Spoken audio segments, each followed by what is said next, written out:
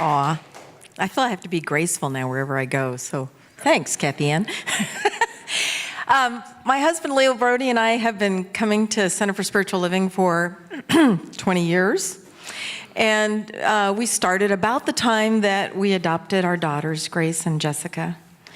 And I remember going to the services in the sanctuary where the young adults in coming of age would read their credos out loud.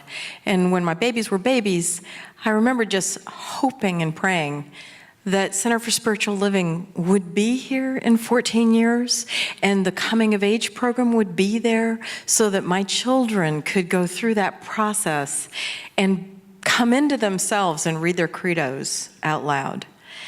And we have chosen to pledge and tithe to Center for Spiritual Living for 20 years.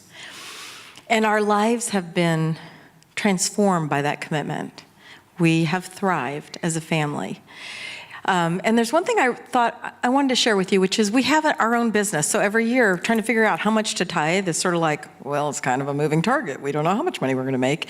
And rather than get yourself all hung up and twisted around in the pretzel. Say what you were going to say. Oh, I said it at the early service, and Kathy Ann couldn't stop talking about it. I said, rather than getting yourself all hung up in your underwear about how much to give, just pick it and make a commitment, because that commitment is important. It's about flow. And then if you underestimate or overestimate, you can adjust it during the year. But it's the commitment to give that's so powerful. So my kids grew up and they went through the coming of age program. And I witnessed them, as did this whole community. We all witnessed them stand up and read their credos out loud to the community.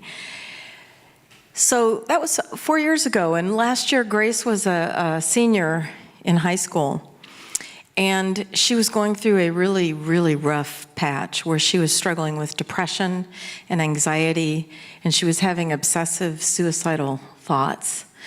And it was very challenging. I came home one night and she was sobbing in the living room.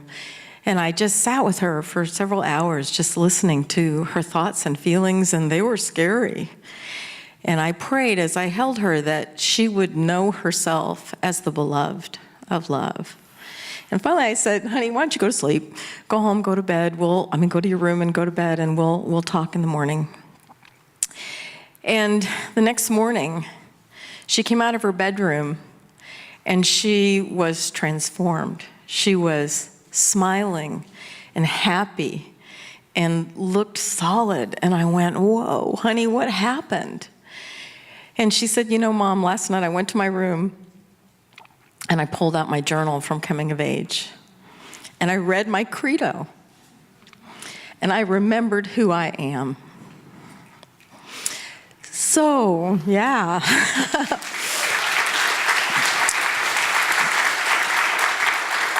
So she's a freshman at Washington State University. She's doing great. And Jessica, her little sister, is a senior in high school. And they've grown up in this community that has been there for them and been there for our family.